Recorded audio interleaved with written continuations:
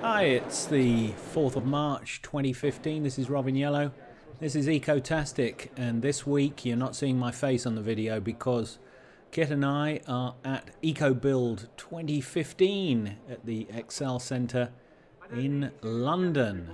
Now today Kit and I had the privilege of talking to a couple of really great vendors. We've got some interviews coming up which you'll be able to see.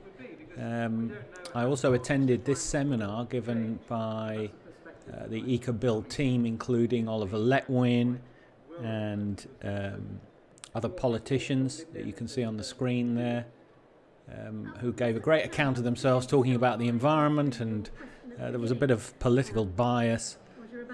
Certainly they were plugging the position of their respective political parties, obviously in the run-up to the 2015 general election here in the UK. John Prescott there gave, I think, got the best reception out of all of the speakers, giving an impassioned speech on the environment and what we had to do about it.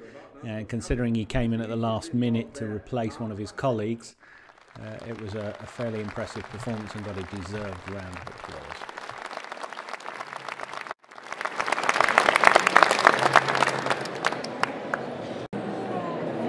Hi, it's Robin Yellow from Ecotastic. We're here at Ecobuild 2015 in London, and I'm with Peter from Galu. Peter, what's this we've got behind us here?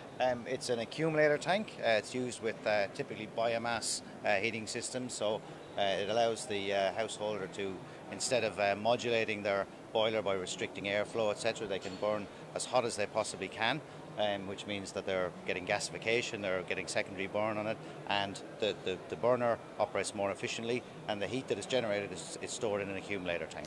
And why is burning as hot as you can better than restricting the oxygen supply to the burner?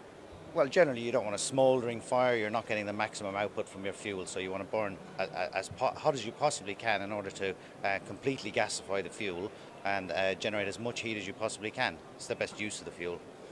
Great. Now, how big is this, and how much would it cost somebody if they wanted to install it in their garage? This is a 1,000-litre buffer tank. The recommended retail price of this, there's a lot of coils in this for secondary purposes, solar thermal, domestic hot water production, retails at about £2,800 sterling, which includes delivery. Great.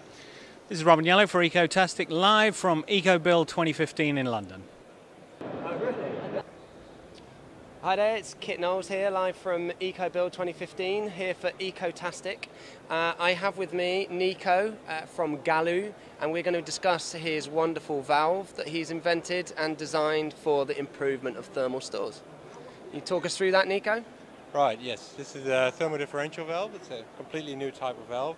What it basically does is it compares the temperature of the flow coming into the valve with the temperature inside the storage tank.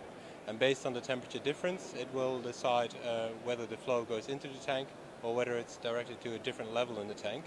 And thereby it improves the stratification by putting the flow at exactly the right position into the tank to not disturb the thermal layering. And why is stratification important for energy conservation and maximising efficiencies of systems? Well, by keeping the bottom of the tank cool, you're actually increasing the efficiency from heat sources such as solar thermal. And you're also increasing the effectiveness of the storage volume by using it to its absolute maximum extent. So you get more thermal storage out of the same volume of tank, essentially. Fantastic. Thank you very much, Nico. That was excellent. Cheers. Hi there, it's Kit Knowles here, live for Ecotastic at Ecobuild 2015, and with me I have Martin from Steico, and we're going to talk about external wallboard. So, Martin, what we've got in front of us here is your Protect Dry system. Yeah, wood fibre board, yeah. And this system is got a very low embodied energy in its manufacture. Absolutely, it's carbon neutral, obviously carbon negative, it's timber. You know, timber is one of the most sustainable building materials you can use, so we would always say use timber as much as possible in any building. Absolutely, and some of the other advantages known around wood fibre, particularly in retrofit scenarios which suffer from moisture flows in properties, is the fact that this is a breathable product, right? Correct, yes. So water vapor open has a mu value of 5, so particularly as an external wall insulation, significantly better than using polystyrenes or PUR foams, for example. And so this prevents any potential for moisture to get trapped and to cause any ongoing issues, so the durability of these products are usually very, very good.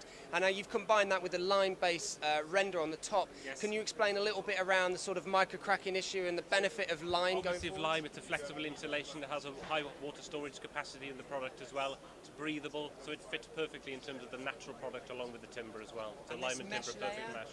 Mesh layer gives the added flexibility and the added reinforcement that you need for high impact resistance as well. So you can splice this stuff very effectively onto the older buildings. Absolutely, I mean that's exactly what this is for, and there's been a lot of research done with SPAB, and they know a lot of work about wood fibre in conjunction as an external and internal insulation with traditional masonry construction old buildings. Absolutely fantastic. Thanks for your time today, Martin. No problem. So that's us done for Ecotastic. Cheers.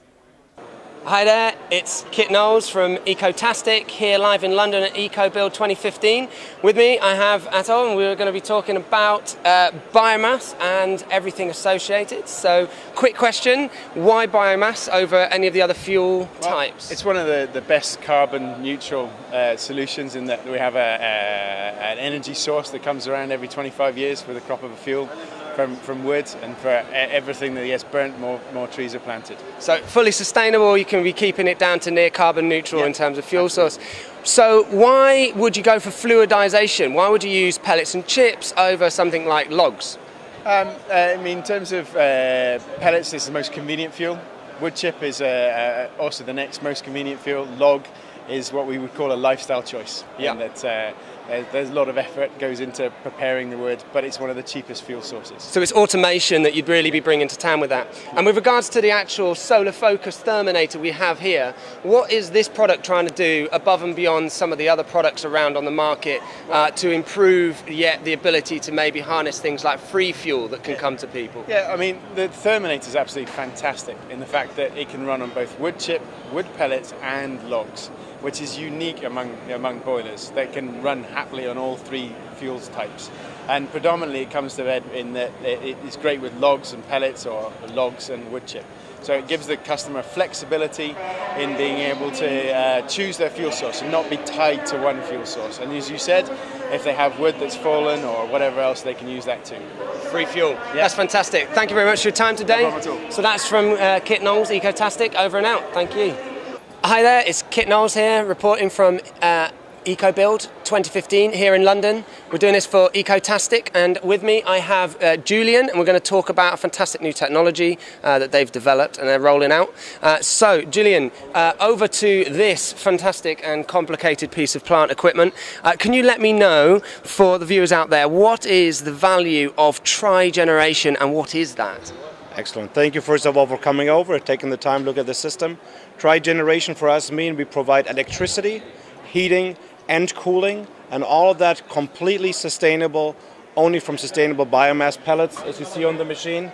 That is all we need to power 21 one-family homes, provide heating and cooling, and that's what Trigeneration is all about. Okay, so what's the cost of installing this? And you talked about 21 one-family homes. On that basis, what would be the sort of earning potential or paybacks associated with this device? So the big difference right now is actually that the system has become economically viable, that the costs are really coming down, so it's comparable to a boiler system. Right now we're starting with this system about £80,000. And with that, as you said, you can power 21 one-family homes. You can actually fit it in your basement. You can take it apart into two pieces, and it just fits through a regular door. So that's really decentralized energy generation as we like to present it.